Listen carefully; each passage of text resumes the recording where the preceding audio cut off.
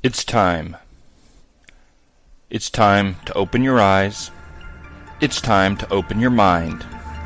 It's time to grow up and face reality. It's time to lock and load because it's Meat Trapper time.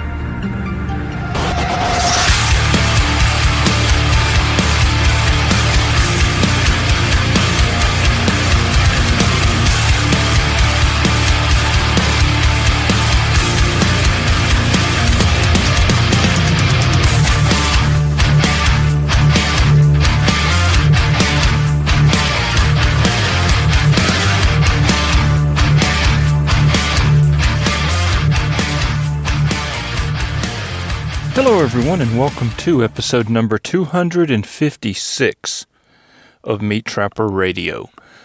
Now, I normally open each broadcast by thanking our sponsor, Mr. Brian McKee of southernsnares.com, because without his support this broadcast would not be possible in its current form. But I'm going to deviate from that a little bit tonight. The first thing I want to do is I want to thank each and every one of you. And I mean each and every one of you, because once again, I have been shown just what a superior quality of individual we have in this tribe. I want to thank all of you for your thoughts, your prayers, and your well wishes for my wife in her recent medical condition. I want you to know that when you email and when you contact me, it's not just words on a screen. You're not just typing words on a screen that nobody reads and they're meaningless platitudes and all that. It really made a difference. It really did. And I want you to know it helped a tremendous amount. Now, my wife is home. She is safe and sound after 4 days in the hospital. She was diagnosed with upper gastrointestinal ulcers. She had multiple ulcers, and some of them were quite large. So she was in a lot of pain. But fortunately, this condition is treatable, and that's exactly what we're doing. Is we're going to treat it, and we're going to get over it and move forward. I'm thinking about doing a bonus episode on the exactly what happened, what the symptoms were, and how it developed, and all of that. Simply as a learning tool, not as a sympathy tool or anything like that. But just in case anyone else ends up having to go through what we've been through, you'll be a little bit better prepared and know what to be on the lookout for. So anyway, it's. We're on the road to recovery. Now, the first thing I want to talk about on the public side of tonight's episode is, of course, the election. And this is a little late. We've already had the election. We still don't know who the winner is. If you are a longtime listener, you will know that I have predicted for quite some time that we were going to have a contested election, that it was going to end up in the courts, and that it very possibly could be a constitutional crisis. And I stand by that prediction, even though we've already had the election. We don't know who the winner is. It's obviously going to court, and it doesn't seem like it's any closer to being resolved now than it was on election night. And we honestly have no idea when it will be resolved. But it is what it is. Now I'm going to talk about a few things. I posted this on social media after the election, and I want to share it with everyone here, and I want to expand upon it a little bit. There are 5 points that I want to make about this election that I want everyone to try and keep in mind and to ponder. And I'm not saying that this is correct or I am correct. Only this is food for thought, and it may help you in your decision-making process going forward. So the first point that I want to make, and this is something that I've said 1,000 times before if you're a long-term listener, and I will say it again, and that is the enemy does not live in Moscow. The enemy lives next door. Okay? I've said it before, and I'll say it again. The enemy doesn't live in Russia. They live next door. You see, it's not the Russians that are telling me how much of my money that I can keep. The Russians aren't telling me what kind of gun I can own.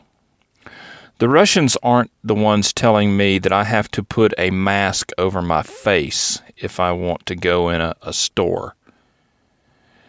The Russians aren't going to be the ones to tell me that I have to get a vaccine of their choosing. The Russians aren't the ones who think they're entitled to the sweat of my brow and the money that I have worked for. The Russians aren't the one telling me that I have to buy medical insurance as they dictate.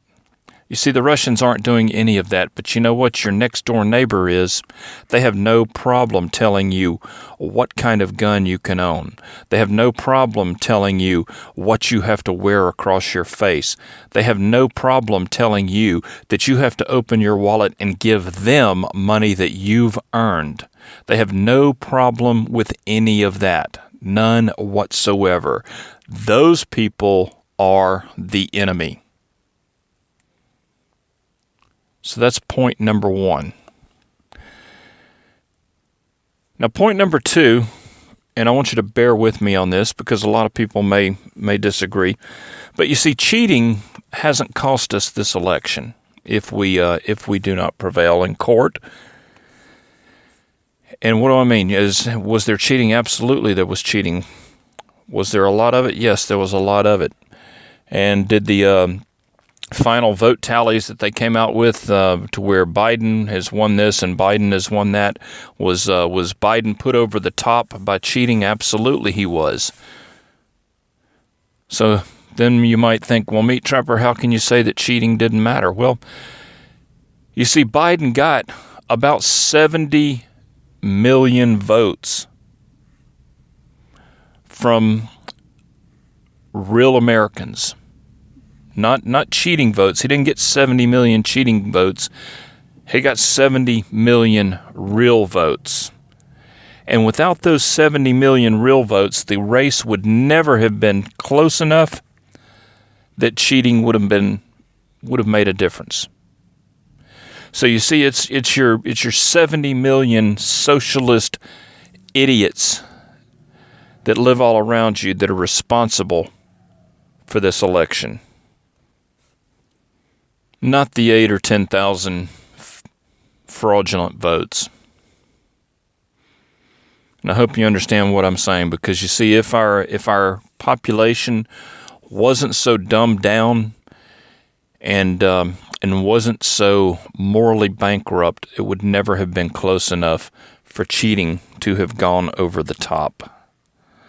So you can't blame cheating. You have to blame your fellow Americans. Now, one reason that I am not upset, that I'm not irate, that I'm not all up in the air about all of this, is because I understand that really it doesn't matter. And that's what I want to talk about with point number 3. And that is, people say, oh, this is the most important election in the history of the Republic. Everything depends on this and blah, blah, blah. No, I disagree. I absolutely disagree. And I want to explain to you why I believe this election ultimately is irrelevant. Well, first of all, I want you to think about this. Over the last 4 years, how many people have been locked up? Absolutely none. Nobody has been locked up. And guess what? If we win in the courts and we have another 4 years, nobody is going to get locked up. It's not going to happen. If they were, it would have already happened. If you look at how fast they can lock a conservative up, and they can't lock a single liberal up in 4 years, that ought to tell you something. I want you to think about that. But the real reason that I say this election doesn't matter is because the demographic bomb has already gone off. You see, prior to the 1965 Immigration Act, which was pushed through Congress by a Teddy Kennedy. Prior to that, if you wanted to immigrate into the United States, there were quotas. And every year they would set a quota and they would say how many people from this area and how many people from that area are going to be allowed in. And if you came in, you had to actually be able to show that you were self-sufficient, that you weren't going to be a drain on the country, that you had some skill that we needed. They didn't just let every Juan, Julio, and whatever come in. Okay, we actually had borders. Immigration laws were actually enforced, and you had to be a net benefit to society in order to get in. Now, after the 1965 Immigration Act, Ted Kennedy decided that was racist and that was hateful and that wasn't fair and all of that. So we threw the gates open. Okay, we threw all the rules away, threw the gates open, and now we basically live in a country without borders. Okay, anybody that wants to spill across the border can pretty much come in. Even if we catch them, the courts have come down and said, no, you got to do catch and release. You can't lock people up or send them back or anything like that. And we don't have the wall. The wall still hasn't been built. Yeah, I know some places have been replaced and, there's been some mileage put up. But in effect, we still have open borders for all practical purposes. And we have absolutely no idea how many people have come into this country illegally. Estimates range up to 30 million people. And when you look at the immigration or the demographics of the immigrants, they're all non-white. They don't share our language, they don't share our culture, and they have no desire to assimilate. When European immigrants came to this country, they wanted to become Americans. They didn't want to be Italian Americans or German Americans or Irish Americans. They wanted to be Americans. And I've related in previous episodes how my ancestors came here from Germany, and when I was little, I would ask my grandmother to tell me some German words, and she didn't know any. And I would say, Granny, I thought you said that y'all came from Germany. And she said, yeah, we did. But when we got here, Papa would not allow any German to be spoken in the house because we were in America. We had to speak English. And they changed their name from Mueller to Miller. Her side of the family did. That doesn't happen anymore. Nobody comes here and then refuses to speak Spanish in their home and only makes their children speak English. Nobody does that. In fact, we have to give driver's license tests in all these languages. You have to give driver's license tests in Laotian or whatever. Nobody is forced to assimilate into our culture. We're forced to adopt our culture to their culture, and we have to get their approval. They don't have to get our approval. And the net result of this is that even if we prevail in court this time, it doesn't matter because we're never going to win again. The population shift is going to be too big. It's too late. The bomb has gone off. The best thing that we could have done if we win is we're going to kick the can down the road for another 4 years. And what is that going to accomplish, really? They're still not going to have the wall built. Nobody's going to be locked up. Where the national debt is skyrocketing. It's skyrocketed under Trump. The military-industrial complex pretty much does whatever it wants. There's not going to be any rounding up of illegals and shipping them out. None of that's going to happen. At the very best, you could have another 4 years to where you could still buy guns and ammunition. That's really about the best outcome that I think you could hope for. So, you have to accept reality. And the whole situation reminds me of point number 4. And that is, Ben Franklin, after the Constitutional Convention, when they formed the government and everything, and he comes out, one of the spectators outside the building asked Ben Franklin, said, "Do we have a republic or a monarchy?" And Franklin looked him in the eye and said, "You have your republic, sir, if you can keep it." And the reason that he added, "if you can keep it," is because he knew, of course, that we would not be able to keep it, because he knew human nature. And now, here we are, where people could care less about a representative republic. The liberals are calling for the dissolution of the Electoral Congress. They're calling for making lists of Trump supporters so that they can be, held responsible for supporting Trump. That means being fired and being put on a blacklist. That's what that is. But mostly it's people have realized that they can vote themselves a free lunch at government expense. And of course there is no government expense, it's simply taxpayer expense. And there was a Frenchman, Alexis de Tocqueville. He was a big fan of America, and he said it's going to work great until the people realize that they can vote themselves a free lunch out of the public treasury. And I'm not just talking about food stamps and welfare. I'm not just talking about poor people or ghetto hood rats or whatever. There are a lot of very self-respecting white people living in the suburbs and living in the cities that live off of government welfare. The military-industrial complex is chock full of them. I have dealt with programmers that make $175,000 a year, and they spend 10 years working on a government project where they do very little actual work, and then at the end of 10 years of them collecting a salary, the project gets canceled, the software is no longer needed, it never goes into production. That is government welfare, no different than food stamps is. Pure and simple.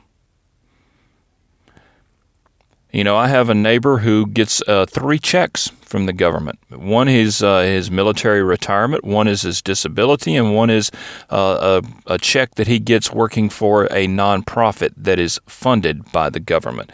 And it's all, of course, veteran related, so God forbid you criticize any of it. But he sits at home, does absolutely nothing, and he's drawing 3 checks. I mean, it's there's a lot of that. There is a lot of that type of thing that goes on.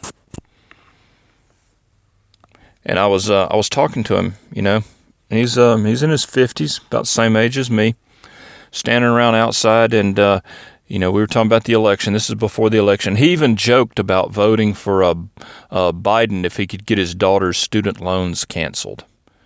Yeah, if I could get my daughter's student loans canceled, that'd be worth going over there. And that's the exact quality of the American citizen that we have today, and that's why we're in the trouble that we are, is because you've got this guy who's supposedly a patriot, but he'll vote for anybody that washes away his debts. If he can just get out from under his debt, borrow money and not pay it back, he'll vote for that. And you wonder why there's 75 million people that voted for Biden? The country's chock full of these people that have absolutely no self-respect. And the fifth thing that I want to cover, and I have done a lot with the Federal Reserve and fiat money and all of that, but ultimately this entire corrupt, crooked, decrepit system has been made possible by fiat money, by the corruption of our money system.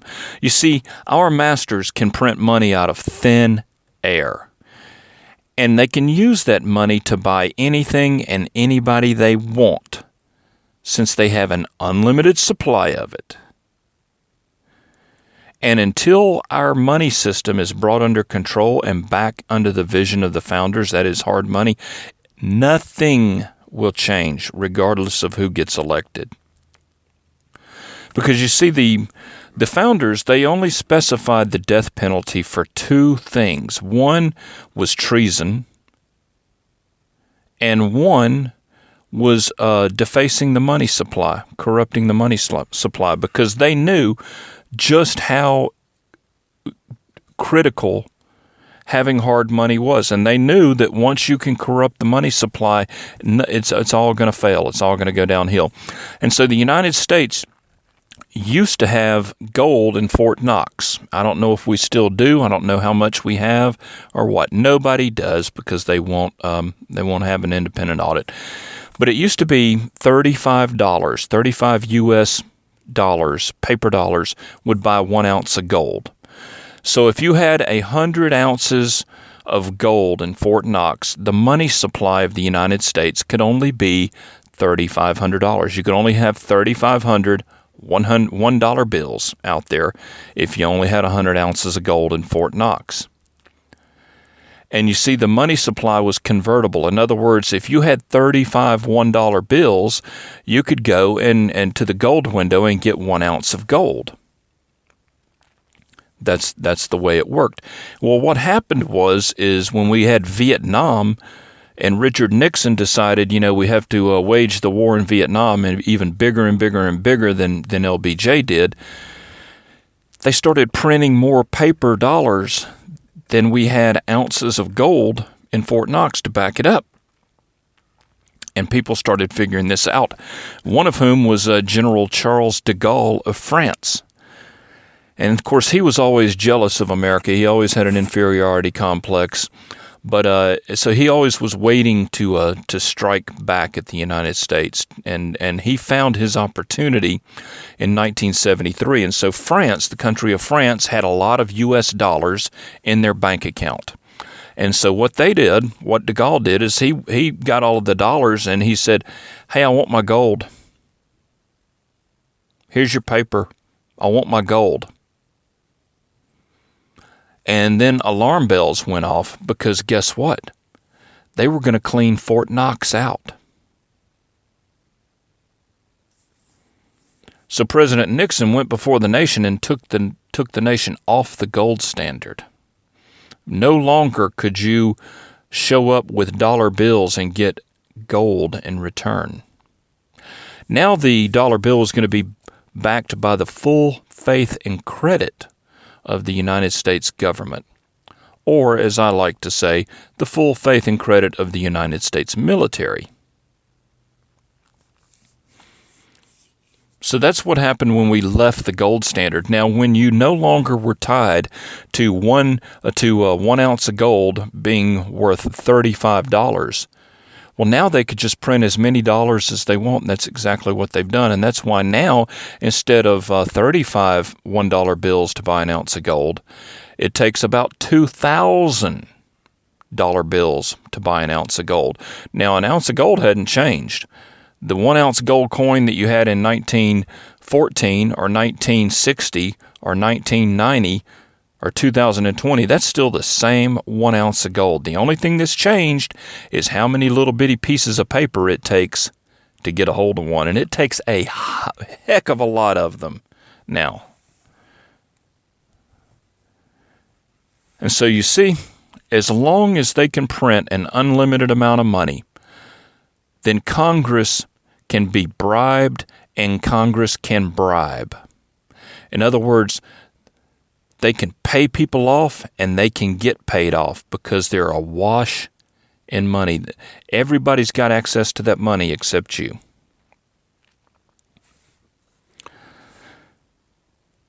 So you see, my friends, as far as I'm concerned, it's been over for a long time. This was just the last gasp. And even if Trump goes to the Supreme Court and his Supreme Court people rule in his favor, and he gets another 4 years in the White House, it really doesn't matter. It's not going to change. The outcome's not going to change.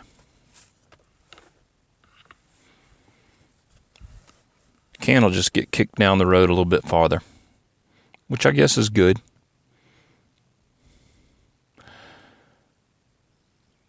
So that is why I want to caution anyone about getting upset or doing anything rash because of this election. Now, if you are a Patreon member, I want you to stay tuned for the second half of tonight's show. We've got a lot more to talk about. And if you're not a Patreon member, I'd like to urge you to become one. You can go over to patreon.com/meattrapper and get all signed up, join the tribe. And like I say, we have a tremendous group of people, just tremendous. And the amount of knowledge sharing that goes on over there is just unmatched. It really is just a great place. There's a lot of bonus content. I think there's 60 bonus content postings, books and movies and bonus episodes. Plus you have access to all the 250 plus prior episodes, so you can you'll always have something to do, something to read, something to watch, something to listen to over there. So anyway, if you're a member, stay tuned. If not, please consider it.